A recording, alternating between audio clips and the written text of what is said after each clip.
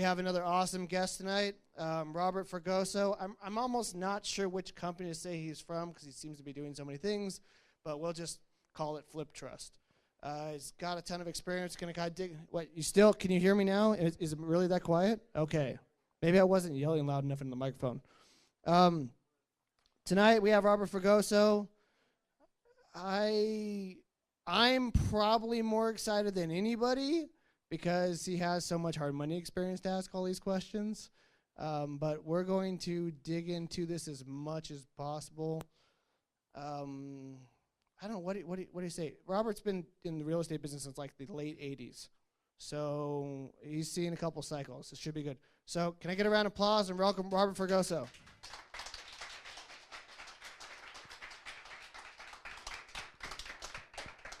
I swear I'll get better at these intros too. You just aged me, huh? Dang. We can pretend you started at 14. That doesn't make me young. Okay, so thank you for coming out. Yeah, the stool, they didn't come with the thing, so you feel like you're the kid seat. Age. They were an extra $3, man. Come on. I got them in the office, and the is this one? So I don't have the thing, but you do. You know, I feel much shorter now. Do you? Oh yeah, it's like you're a little kid. We should have seen Todd. You should have seen Todd sitting in it earlier. It was really funny. So in every one of these interviews, I tend to go back to the beginning, right? Like, why on God's green earth did you start the self-punishing career of real estate in the 80s? So, I was a senior in high school, and I met a guy at a mall, and I'm sitting there at a Burger King with one of my best friends, and we're just kind of people walking by. And the guy next to me had these flyers that were out, and one of them said, "Buy houses with no money down." So I looked at it and I said, well, shit, I have no money, so let's see what you can show me, right? And the guy, he said, oh, well, you should come on down to the seminar. He was a guru type kind of guy. The bottom of it, which I didn't notice, said $2,995 to like attend this 3-day thing or whatever it was.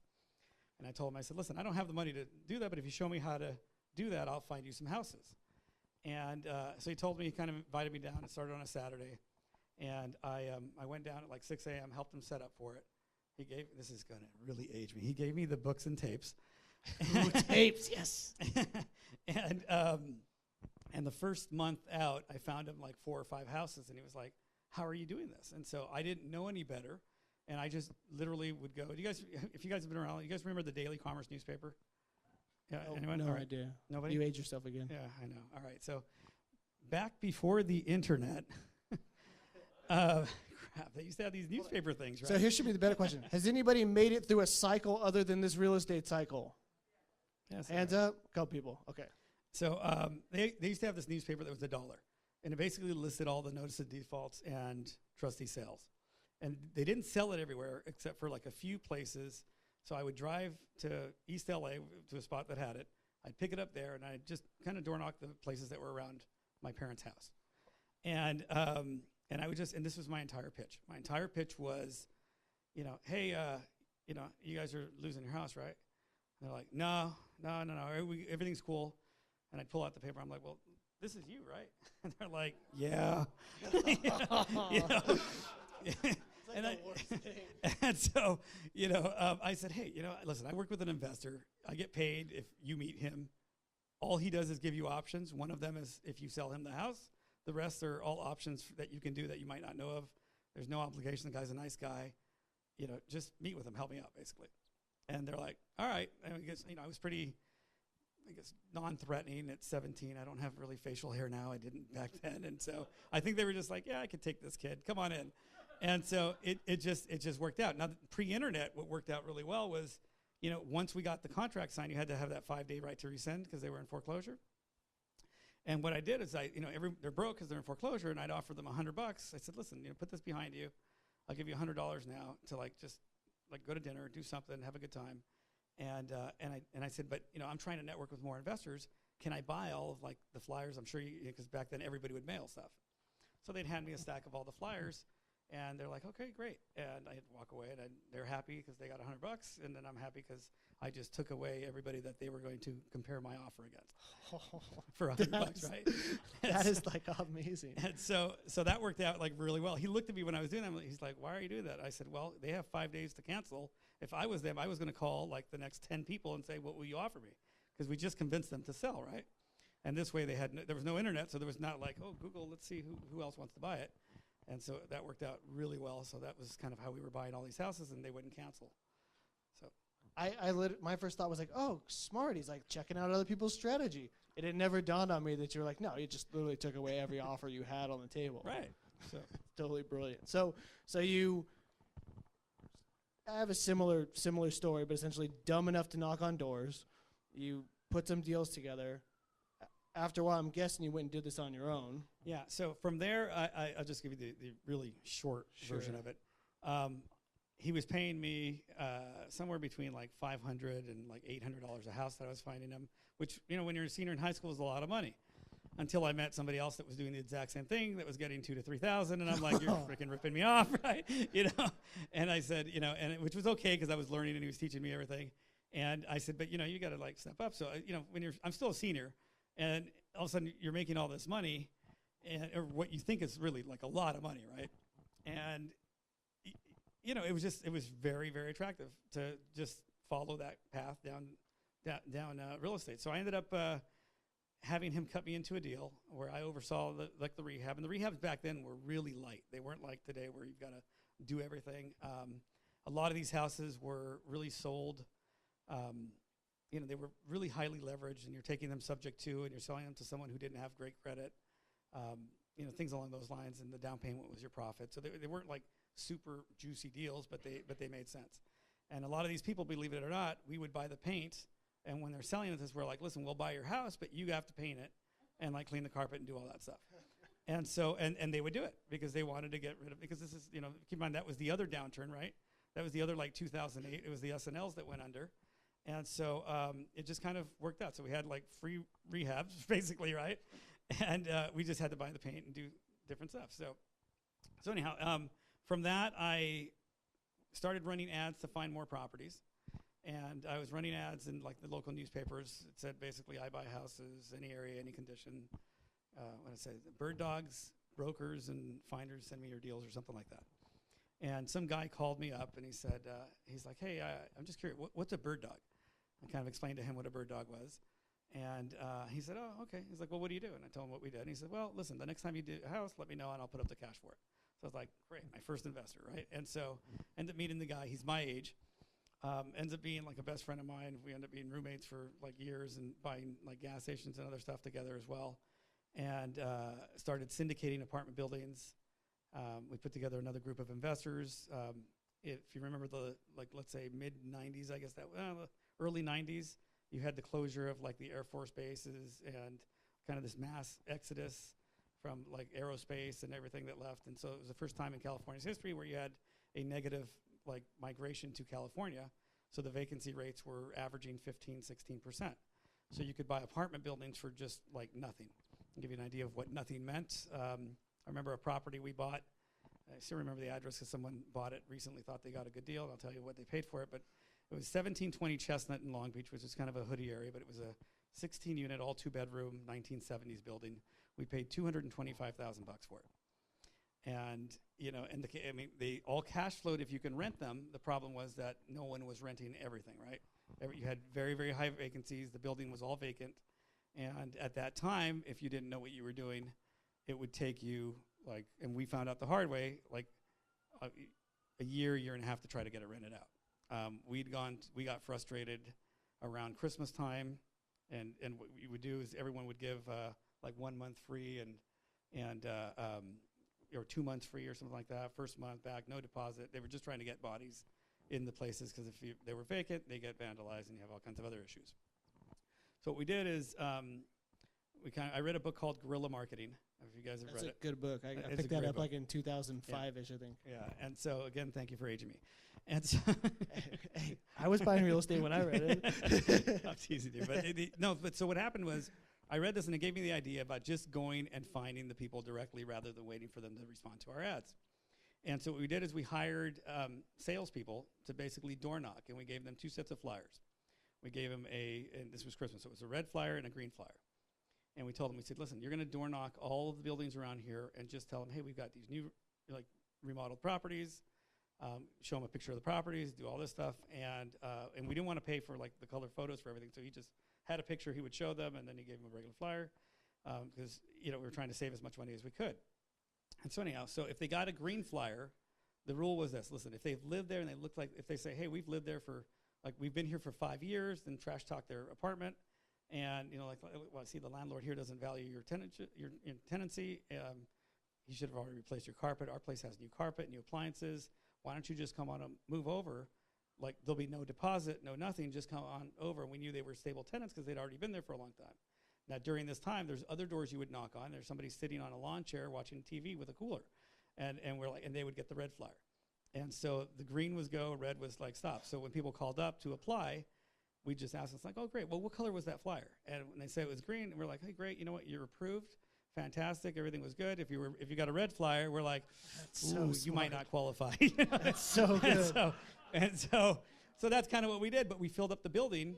And during a time when all the other buildings had vacancies, we ended up selling it for $680,000, which was we were flipping apartment buildings. That's really what we were doing. We weren't keeping them long term. So we thought we did really, really well. So fast forward to last year when a client of mine bought the same building and thought he got a steal at $1.7 million, right? So and the building was making money every month, but the problem with buildings, if you're not in the building business, is you buy yourself a job.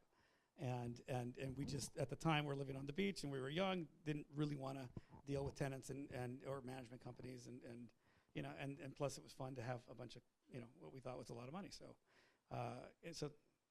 fast forward a little bit more, that ended, and again, my investors had said, okay, that's, everything's basically in real estate is a window of opportunity, right? So things change. What works today isn't going to work in the next 5 years, and so forth. You have to constantly evolve. And my investors had been making pretty good returns, and they just asked me, they said, well, what do you want to do? And during the same time when we were syndicating the apartment buildings, we were also wholesaling a bunch of properties. We were fixing some. Really, we didn't want to flip a lot. We were kind of, we were looking for just the quick buck. I mean, it was just, we were, at that stage in my life, I was in my, what was I, early, mid-20s, something like that.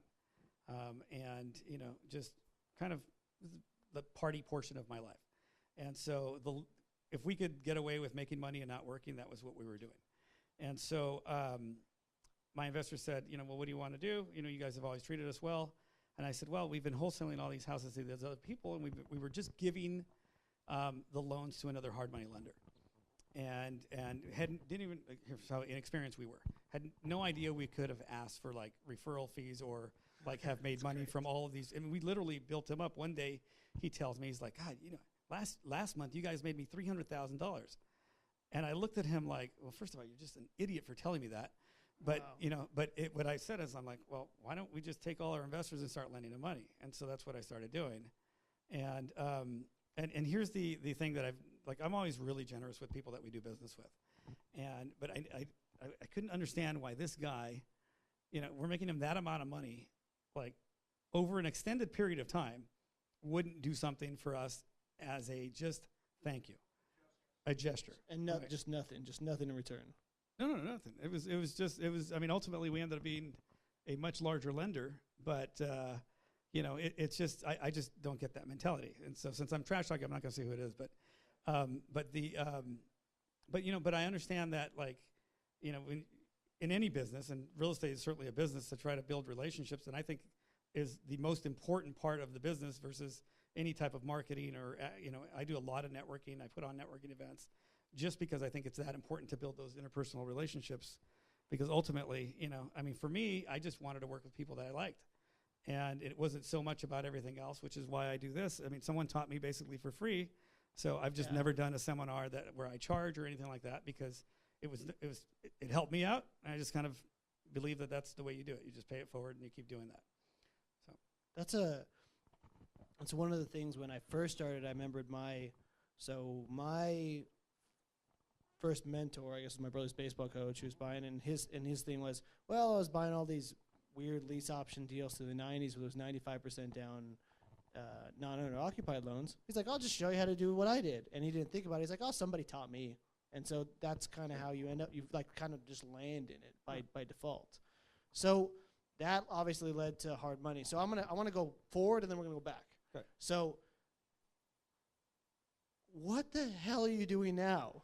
Like everybody in this industry is like, anybody talk to Robert? Anybody know what Robert's doing? And I'm like, he's got this flip trust company. I don't know what it does. What do you do now?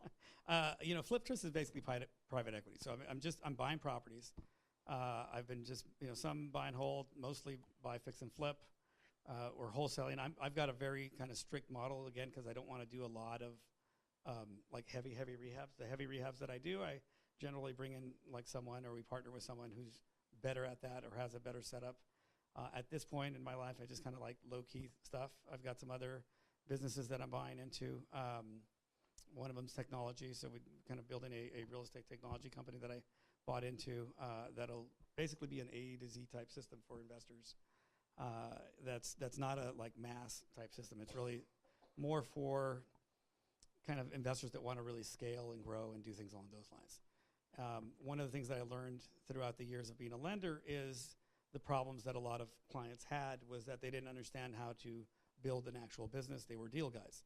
And the problem was that once they like stopped finding the deals or they left on vacation, business stopped or it fell apart. And, and one of the things that we had done is we'd built an actual business with a funnel and flow and whether we were there or not. And our goal, we used to say all the time, like, this is my actual goal was to do nothing. And so at the end of the day, if I did nothing that day, then the model worked.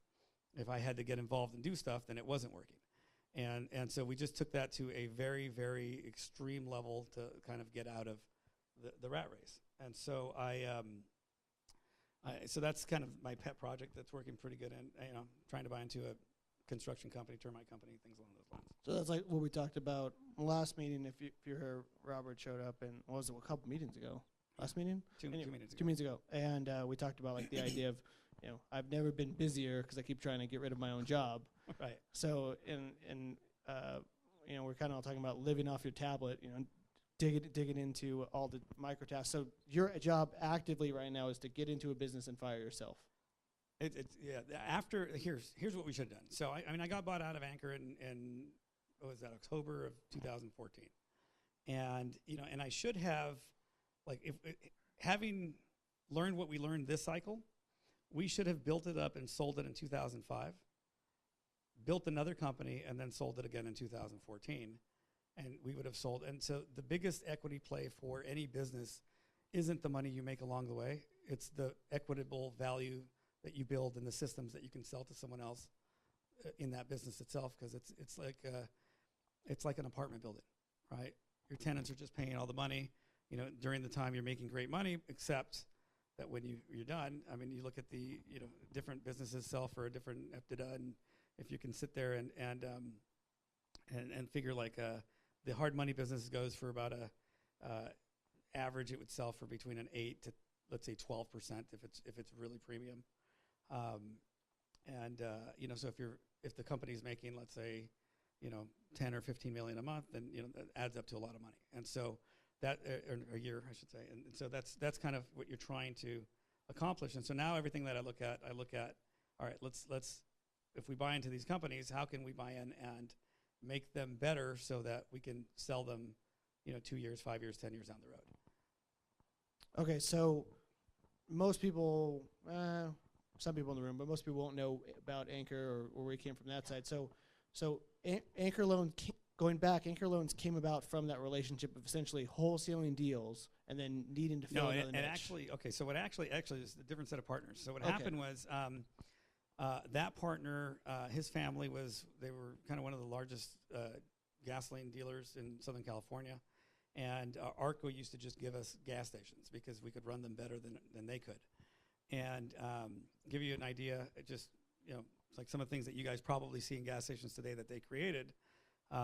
One of them actually we created. So like right now, if you go to a gas station at night, they're very light, like very bright. And if you remember back in the early 2000s, or actually, let's say mid 90s, they were not. And it just kind of came up one time.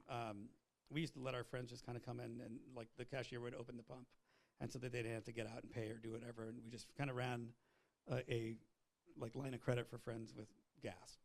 I don't know. And it was more for like if the girls would walk up or drive up, and the guy would come out and he'd just pump them. So it was like having full service at an Arco. And what happened was one of the girls one night said, you know, we're like, well, why don't you just swing by? And she's like, no, it was too dark. I didn't really want to get out. And my partner and I looked at each other, was like, let's brighten it up. And so we added, like, we tripled the amount of lights that were there, and then our volume in gasoline on the evenings went up. So this is very important during the winter months because you know how you see gas stations on like the four corners, and you're like, well, that's a lot of competition. What it is that the ones on this side of the street might be the commute home, and the other ones are get the business on the commute to work. And so if you can convince the people during winter to get gas at night because everything's so bright and they don't want to deal with it when they're running late in the morning, then you make more money. And so that's kind of the competition. The other things that we would kind of institute, and I've learned a lot of things like just that we would, you know, kind of, these things also play a part in real estate. And it's just like figuring out these little niches. But the other thing is, you know, you go 87, 89, 91. So give you an idea of what gas stations make. On a 87 quality gas, there's maybe a 1.5 to 2 cent profit. And on the 89, it goes up to like 4 cents. On the 91, it jumps up to like 7.5 cents. And so generally the gas station breaks even for whatever your cost is for the place, and you make all of the money from the store or from whatever, you know, you're trying to get everyone in. And so you make a little bit of money on the gas, but not, it's mostly a break even. And so what we would do is we would, like, every so often you'd switch, and you'll see at some gas stations it's 87, 89, 91. And if it's your regular gas station, you might recognize every so often they change it to 91, 89, 87. Because people get accustomed to just hitting that button, and we make more profit. So at a certain time of the month, if you're having a slow month, you swap it. And when you swap it, when the person hits it, what do you think? You're like, oh, crap. I didn't want to pay that much, but my car probably needs the better gas. So you don't walk in, right? And you just keep, and you fill it up one time, and you just think it's your fault. The other thing is, you know, when you pay with credit cards, how many of you guys have gone where it says out of order? That's because we want you to go in the store to pay for the pump there, because then when you're standing in the line, you're buying stuff, and that's really where we make all the money. So you'll notice this next time. You're like, Robert told me about these guys. I hate these guys. Right? So but your whole career, real estate or otherwise, has been systems. It actually has much less to do with real estate. It's really all systems. It's really, I mean, I just listen. At the end of the day, you have to figure out: do you want to be a business, or do you want to be like a deal person? And there's nothing wrong with either. You just have to decide what you want to be. I looked at it from a business standpoint. I read a few books that just kind of really opened my eyes to it. You know, and I'll tell you, it's at the end of the day that kind of being obsessive to fire yourself. And someone, I forget, I had a partner or a mentor once tell me, they're like, well, listen, if it's whatever you want to make a year, if you want to make $1 million a year, your time just divide it in half, right? And get rid of some zeros, and then that's your hourly rate. So really, if you're making $1 million a year, you're worth about $500 an hour. So if you're doing something for $500 an hour that you wouldn't pay someone else $500 an hour, stop doing it, and hire someone to do it, and become more efficient, and just keep looking at your business that way so that you can create the flow. And so everything for us when we first started out was creating this flow of business. And how do we create that flow? How do we get that funnel so that when we're leaving, it doesn't rely on us having to go out and get the business? But you started doing that at a pretty young age. Yeah, in your mid-20s when you kind of took that approach? You know, no, I'll say the approach for like the systems in business was probably this, well, the flow part was probably right when we started Anchor, like 89 or 98. 98 when we started that. Before that, it was just really having the network. And again, even networking, like I love networking. I used to be really shy, so it kind of brought me out of my shell. It was actually my secretary when I was, let's see, I was probably 19, maybe 20. I think I just turned 21. I just turned 21, and we're going out together to like some bar, and she tells me, she's like, oh, well, let's go meet some people. I'm like, people just like check me out, and they're like, nah, you know. And then you know it's kind of that whole club scene. And she said, no, let's do it differently. She said, let's play a game. And I said, all right, well, what do you mean? She said, well, we're going to meet, our goal tonight is to meet everybody in this club. And I said, all right, well, how do you, like, I'm like, okay, I'm just going to walk up to people. And she's like, yeah, guys, girls, whatever it is. She said, but what we're going to do is you're going to meet a few people first. We're going to tell them what we're doing. We're going to incorporate them into the game, and they're going to bring more people to the game. And by the end of that night, we didn't meet everybody, but we met a lot of people. And so that kind of got me onto networking and figuring out, meeting other investors and agents and brokers and so forth, trying to get deals and utilizing that kind of mentality of just meeting more people, which is why I kind of sponsor so many networking things. That's an interesting approach. We've been trying to come up with a better one for here, other than, hey, go talk to people and use the dot. Maybe we'll try and come up with some kind of game. I'm actually reading the book right now on game theory, so I want to kind of incorporate that here. If we kind of get one person tagging onto another, it might work out pretty well. Yeah, it's great. I'll just say, listen, you guys are all giving up a Thursday night to be here. There's probably much more fun and entertaining things going on, right? Yeah. So you obviously want to do something that's either better or more. And I can tell you that if you want to do more, you have to actually do more, right? Initially, and then you try to just get out of that. And so the networking part for me is a very, very big part. I do it regularly. I used to do it twice a week. Now it's, maybe once a month or something like that. But it's some of my new ventures aren't as, they don't require it as much as, the hard money business did. Would you say that's the single most important aspect of your business that's helped you grow? Networking? Yeah. I would say early on it was networking. Early on it was networking after, so there's a saturation point, right? Because you have to move like where you're going, because at a certain point, you all get to know each other, and it's like more of a club, and you enjoy each other's company, and you know who does what, whether or not you do business with them or what have you. And so what we would do is I would hit certain like events regularly. You'd get to know everyone, and at the point where you're walking in where everyone knows you, it's time to like leave for a while and go and find a different spot, because you've already saturated that a little bit. And so you skip a few months, and then you come back, and they turn over, and they've got some new blood. And then, you walk in, and everyone's excited to see you. And then you kind of, I guess your stock in the room gets elevated a little bit. So then those new people want to meet you as well, and then you kind of pick that up. We did that completely by accident. And it just dawned on me as we were saying it what happened. We left all of the events from January through about May, and then we showed back up again, and the people that ran the meeting were like, hey, good to see you, glad you came back. And then all the people in the meeting came up like, oh, who are you? What are you doing here? Didn't even occur to me. Yeah, there's like great networking books on how to do it. I think the biggest thing is that you have to be kind in sharing information. And that's one thing I've always been very open with. If you ask me a question, I know the answer, I'm going to tell you, there's no agenda I think there should be no agenda when you're helping people. Yeah, I agree. That you just help people and you get it back probably threefold in referrals and at least a good kind of name out there. Okay, so we've said books a couple of times. You got a couple books for everybody? I'll tell you the recent ones that I think are probably pretty good. I mean, listen, I thought guerrilla marketing, if you're trying to figure out marketing, just it has not necessarily anything to do with real estate, although I think they have one now for real estate. Yeah. The one I read was not. It was just the original one, but it just gets your mind kind of thinking about other, every business has these common things that work together. And just in looking what other businesses did that were successful, you get other ideas. That's probably a good one. Some of the old sales, honestly, some people just are not salespeople. Yeah. And if this is your craft and you have to understand sales. You have to understand how to close, how to ask for a close, how to not ask, a yes or no question. Those are kind of basic skills that you have to know as a salesperson.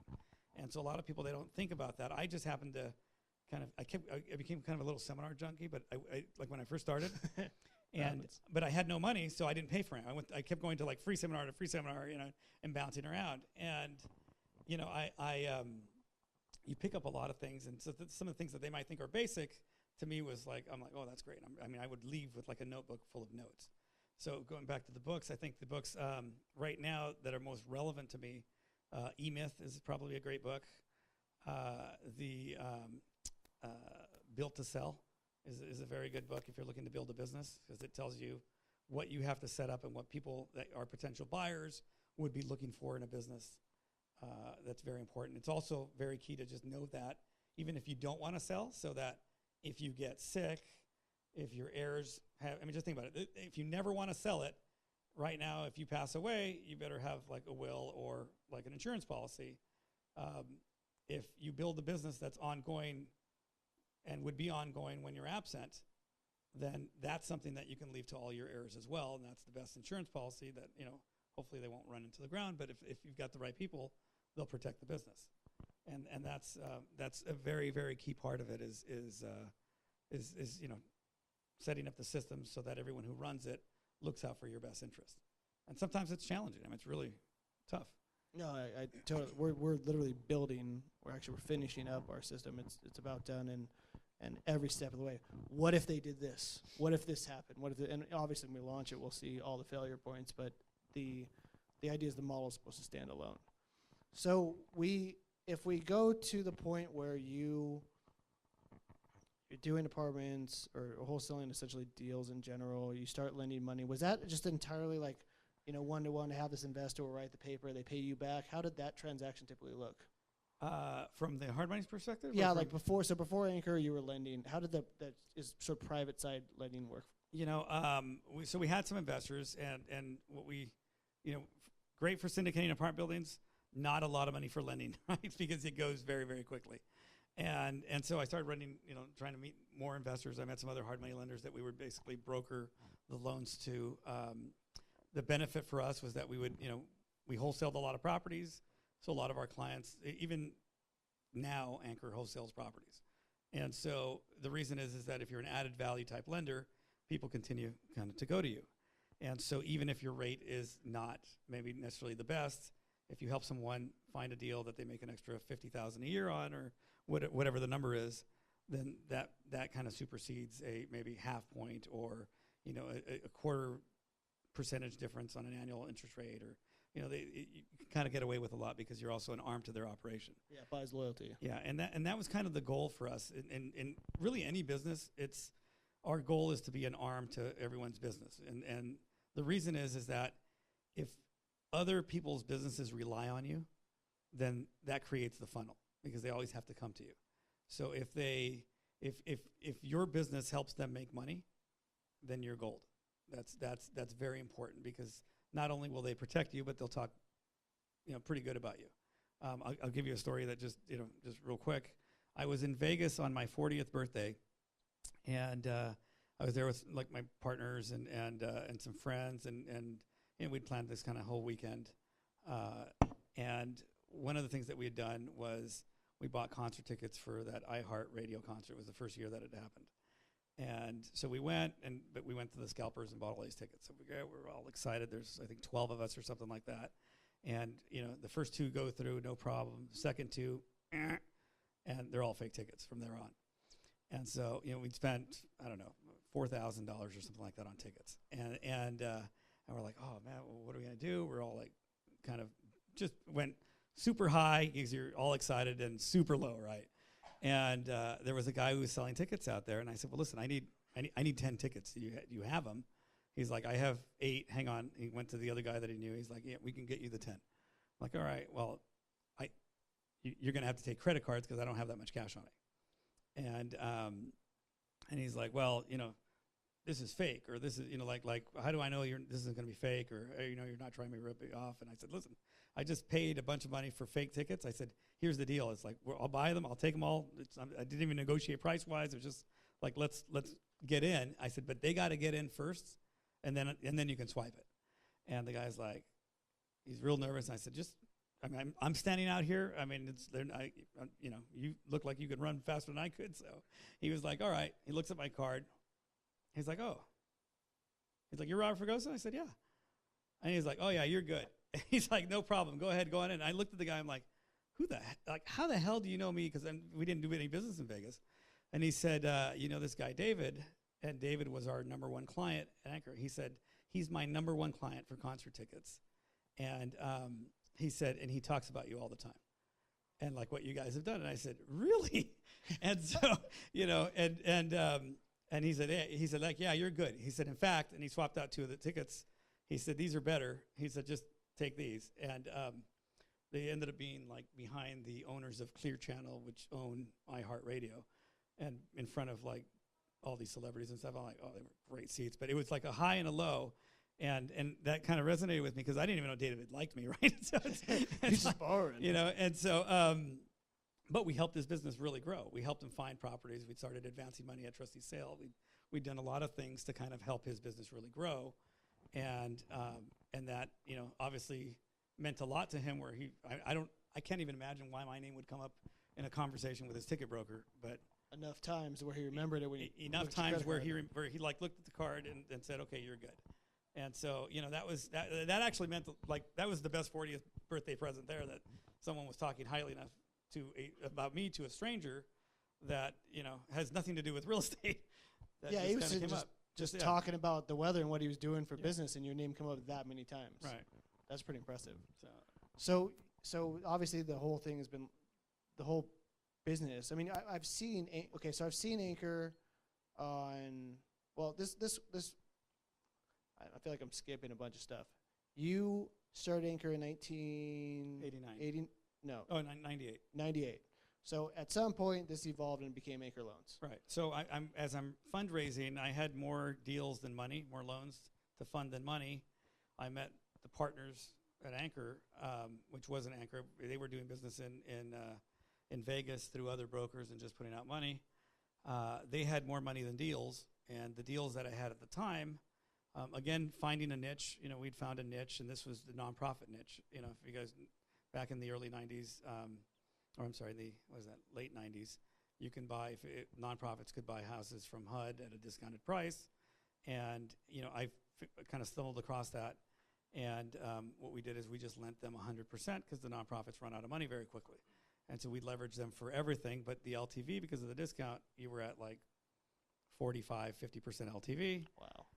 Ironically, they were not like price conscious at all, so you made a lot of money. And the more money you made, the better it benefited them, because they were only allowed to make a certain percentage of profit based on all of their expenses. So they would never negotiate, because if they negotiated to save money there, they also made less money, right? So it was like the perfect client. And so I met them, and we started doing that. We kind of just really captured that marketplace because, again, going back to being an arm to their operation, you know, whenever they needed help or they needed, you know, I used to have a construction company, and so we would help them with whatever it was that we needed or that they needed, and just really provided a very, very high level of service. And that's kind of what started it. And, you know, as that kind of people started figuring out how to do that, and real estate investors got into that mix, I mean, they really screwed it up, because it was a really good program initially, and investors kind of got into it, and they got a little greedy. Killed the program. HUD just like shut it down, and so we just started lending to basic investors who were buying REOs, fixing them, selling them. But we'd gotten a great reputation because a lot of those same investors were also brokers that were selling the houses for a lot of these other people. So that kind of just grew and continued to grow, and figuring out other little niches. You know, trustee sale was a great niche for us. Yeah. What years did you do trustee sale advance? Advance, or did we do I trustee mean, sale? well, first of all, you bought at trustee sale, right? Yeah. And then when did you lend money for advanced trustee sale purchases? So, you know, we almost always did it through lending. Okay. And so we weren't actually buying. We would essentially inject cash into other businesses that were better at that, rather than trying to figure out a whole new business strategy. So did you do that more like the way a fund would? You know, like I'll give you an example. When we went to reach out to one of our capital companies, they said, well, we've invested in this company, and we actually give them X amount of dollars in their account. They pay per year on it, and they pull cashier's checks. We have this insurance policy. No, we did it as kind of a rev share. Okay. You know, where we were kind of, hey, we're injecting the cash. We're also, all of our clients, we would help them get. So we had a deal. If you were looking for deals, then you had to be in your car at 8 a.m. in like whatever geographic area that we were doing. Most of it was at the time, the opportunity was in South Central to take single families and turn them into duplexes was a big play.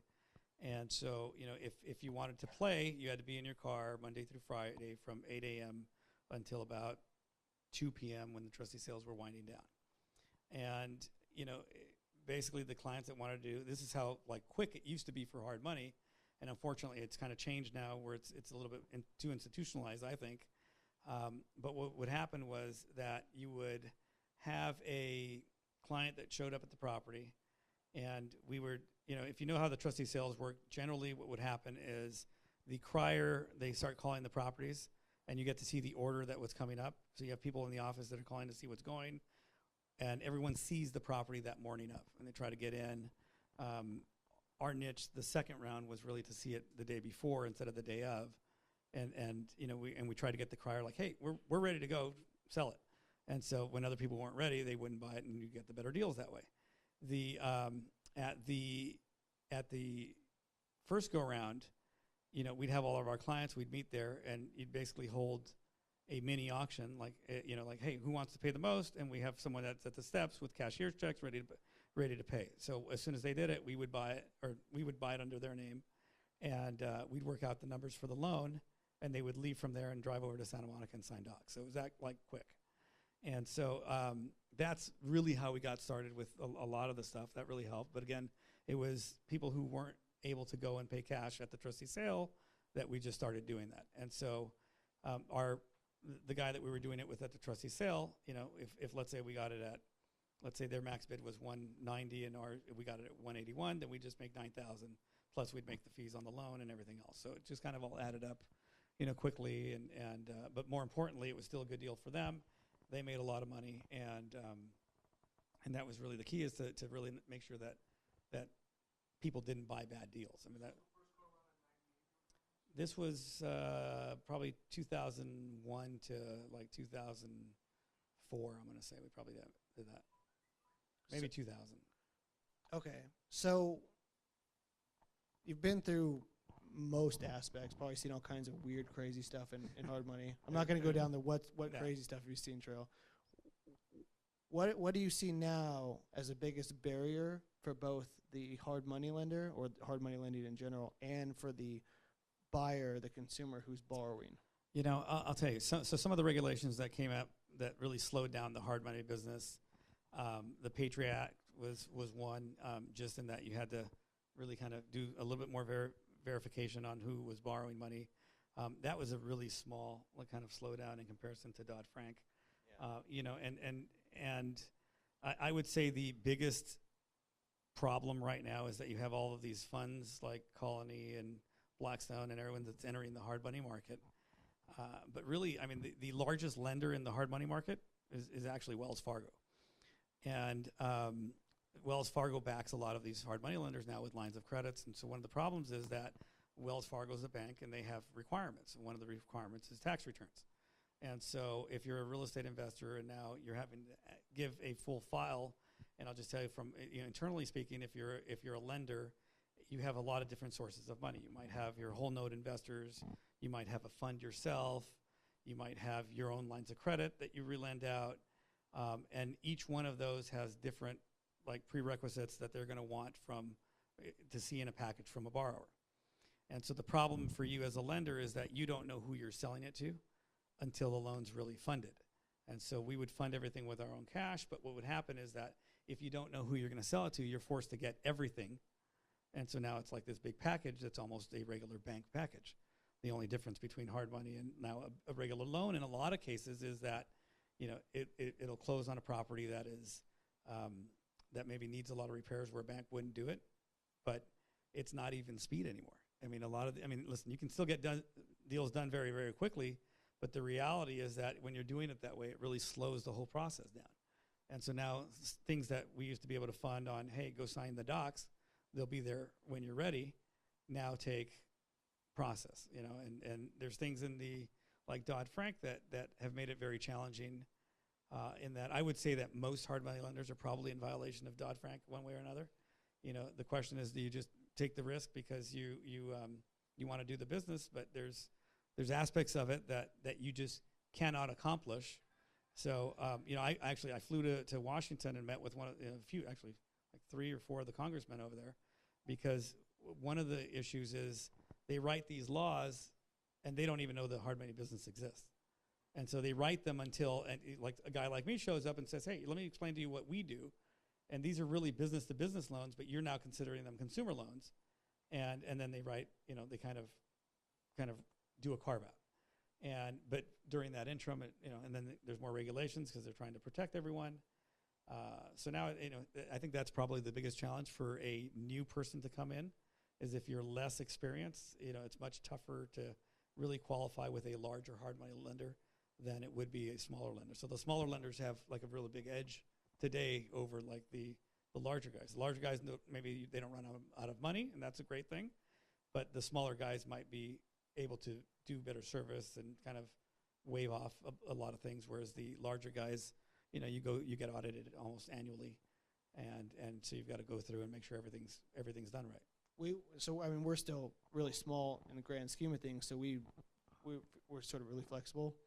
We got about 10 minutes left. I'll cut you short if the chair's killing you. What's that? The chair's killing you.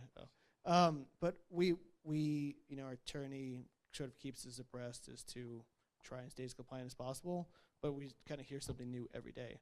And I remember when I literally used to walk in and say, hey, I'm going to buy this property, and I need $300,000. And he's like, yeah, when do you want to come in? 4? All right, I see it 4. Right. And he would cut me a check the same day I was buying the house. And he'd be like, all right, this is going to be for your down. Your first is going to come from this guy. And they would put it all together in a day. Right. And there was nothing. I would literally sign a one-page note. That resulted in a huge lawsuit for that particular lender later on from the investor standpoint, but it was a very easy process. Obviously now it's much more difficult. Now we're seeing a lot of this, like, if anybody's borrowed hard money recently on deals, you've seen a lot of like I said, the full doc or essentially whole package qualifying. And I'm struggling to understand, other than the regulation, the process. You said you fund, and I've seen other larger, medium-sized lenders who fund and then they sell. So you get in the whole package. Right. And we match, right? So we currently take our borrower, we match them with the investor, and we know exactly what we need on every package. Right. And our investors have an expectation. What do you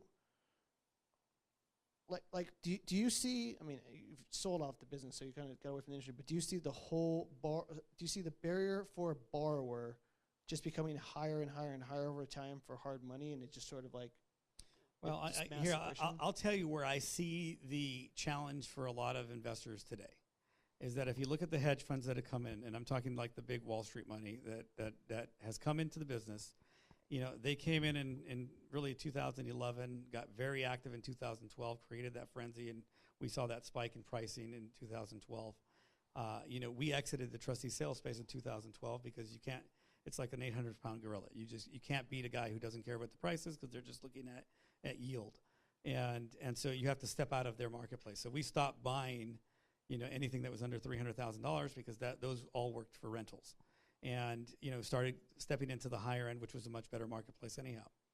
And one of the things that happened when they came in and they started buying all of these things is that they really changed the real estate business, because there was never a asset class for that REO to rental type property. And now that is an asset class in the commercial fund world. And so they've, hypothecated and done bond offerings and so forth, really recouped all of their money, and they still have all these rentals. And so that was usually done in the commercial realm, because when you're a fund, if you can't put out $1 billion, it's just not worth their time to kind of get involved with it, because it takes too much manpower and really, like all the back office type setups to make it worth the while for both the investors and then themselves. Now, you look at their cost of funds. If they raise the funds or replenish their fund via a bond offering, today their cost of funds their break even might be 2.5%. So they don't have to really make a lot of money when they're money managers. If they're showing a 6% return or better, they look like geniuses. They're doing fantastic. It's secured by real estate, and they've got all these properties that continue to appreciate. And some of the funds have pass through depreciation for their investors, and so it becomes very, very attractive for the retiree who puts a little bit of money here. And one of the challenges that created for the regular fix and flip investor is that you've got to really figure out these niches now, because the institutional guys do like the broad things. And if you're a broker or a realtor and you can sell to a guy who can show you a proof of funds that's X versus, a small investor that has, B, then all of a sudden, you have a different security and you want to get in because at a certain point, if they sell, you'd like to be one of the people that helps them sell some of their properties. And so it becomes a much more institutionalized business. And they are now starting to do flips on their own, right? So the progression of the business was some of the, they've gone, like Oak Tree bought into Genesis. I don't know if they publicly said which one bought into Anchor, so I won't say, but there's other, like, really, you look at Colony, Blackstone, Oak Tree, and all of the major funds. I don't think Apollo's got in yet, but there's they've now entered the hard money space. So when they're entering the hard money space, again, this goes through, and it's very institutionalized. So it slows it down. That's why the smaller lenders, I think, today have a much bigger edge, except that, their edge is, well, we just drop the market on the pricing, which the investors benefit from. However, if they drop the pricing model there, then the next step for them is to enter the fix and flip business, which they are already in on the higher end properties. So they partner with a lot of the developers that do, these, let's say, $4 or $5 million properties on up to the $15 million and $20 million price points. Okay, so that's why I just saw their loans all over. We're looking at a deal in Beverly Hills, and I just saw just nothing but Genesis and Oak Tree and something else all over the paper. I never seen one of those projects. Yeah, so they're listen, they're very good. So Robert was one of my former partners. So I know him very, very well. In fact, and we're still very good friends. But it's they have a niche, and him specifically has a really good understanding on the high end. And, so the hedge funds like these high end things because, again, if you have to go through the amount of bureaucracy that you have to do to put out that amount of money, it has to be either a funnel or a process or something that's significant. So they like these very high end properties because I was talking to someone back then, Bob and Jeff in the back, and we were talking about these high-end properties, how they have a niche here in Southern California, because if you look at just, let's say, 10 years ago, you didn't have all of the amenities that you do for a business that you do today. What I mean by that is if you look at these properties that, they're selling for record numbers here in Southern California, the reason is that you have a lot of these international business people that are buying properties here locally, and the reason they're doing it is because 10 years ago, they were buying in London, and London trades at $3,000 to $6,000 a square foot, whereas you can come to Southern California, our weather's better, you get more land, and and it's a different type of scene. You got the Hollywood scene that's kind of fun for a lot of these guys, and they're trading at like $1,200 to $1,600 a square foot, and so it's a bargain on a global scale. New York itself goes for $3,000 or $4,000 a square foot, and you get a box. Right, and their weather sucks, but it's kind of a mecca over there. And the same thing with LA now. You've got a lot of wealth that's being shifted to Southern California, and so you're seeing those prices kind of get paid by a lot of international people because it is on a global scale. Instead of taking 24 hours to fly here or 20 hours to fly here like it did from Asia 10 years ago, you can get here now in like 14 to 16 hours. Yeah. And you have Skype and everything else to run your business. And you have the internet that's much quicker so that you're never really disconnected. I'm sure when you guys all go on vacation, usually if you've got a smartphone, you're still looking at it and seeing what's going on. It's the same thing for the guy that's running a multi-million-dollar or billion-dollar business. So they stay very connected, so it doesn't really matter as much. I notice it when, like, if I travel to Europe, it's actually the perfect place to travel because I get to spend the entire day with family and everybody else, and at about 6 o'clock, everyone here is starting their time. I've just finished my dinner. And I'll work till like 1 in the morning or something like that, and it's like I'm not gone. And so it's really changing the face of that high end kind of real estate market. That explains where you're like, oh, I'm in Paris. No, don't worry about it. So anyway, what's the deal? And just moved on from the conversation. So last question, because then we got to wrap this thing up. Somebody starting today. What if you were starting today and you had no experience anyway? What's your little niche that you would look for today? You're starting today. Let's see. I would say that you probably pick up a mentor. Pick up someone that you can do some business with. Don't be afraid to door knock, and don't be afraid to fail. You're going to get a lot of no's. just kind of do it. I get a lot of people that call me, and I think there's two types of people in this business. There's the people that are like very excited and robust about it, and there's the people who are defeated.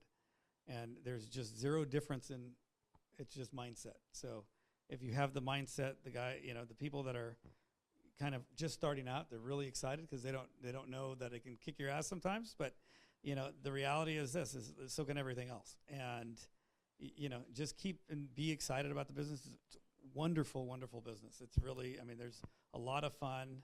I was obsessed with, I'd watch TV and doing everything else with all the HGTV shows and all that stuff, right? But be obsessed about it, figure it out, and build a business at it. Like, look for the bigger picture. Don't look for the one deal, because if you can find one, you can find two. If you can find two, you can find 20. If you can find 20, you can find 50 every month. And so it's just a system that you have to implement. So there's relationships that you can build to do that, and there's just no reason why it can't just scale. And that's kind of one of my new businesses. I know we got to go, but one is to just do that, is just to scale. And like today we're on the Flip Trust. We're in, let's say, LA, Orange County, San Bernardino, Riverside.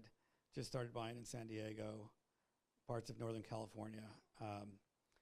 I've got someone that we're going to probably partner with here, maybe like the next 2 months, I'm going to say, that we'll start doing Portland and maybe Washington. We've got some people we're interviewing now for other parts, and the goal is to, my goal now is to keep it under control, so I don't have to have 90 or 100 employees like we did at Anchor. I'd rather keep it to a smaller bunch and leverage other people's businesses to help them kind of grow and scale in nature. I had no idea you had 90 to 100 employees at Anchor. Yeah, they're probably up over. So we had bought, we had expanded into a new office space, and we kept outgrowing office spaces. The third office that we moved to in Cerritos was like 15,000 square feet, but we took 10 of it. Now we built up the other 5, and we had an option for another 5, so we'd have the whole first floor of this building. And we just built out that other 5 that sat vacant for like a year and a half. And I've heard now that it's all robust and up and running, because they're doing business all over the country now, and it's you got to have the amount of manpower to just answer the phones and things along those lines. Suddenly, I don't feel so bad. I feel like a 3-man team's doing okay. You know what? You're probably doing great. There's a lot of benefits to a 3-man team, but you can't leave. Yeah, we can. No, we're here. So before we cut this off, questions from the audience. I'll walk out with the microphone. Anybody? Hand up. Questions? Sweet. We stayed here long enough to where everybody got everything wanted. Or they're tired. All right. Thank you so much for coming out. I really appreciate it. Thanks, man.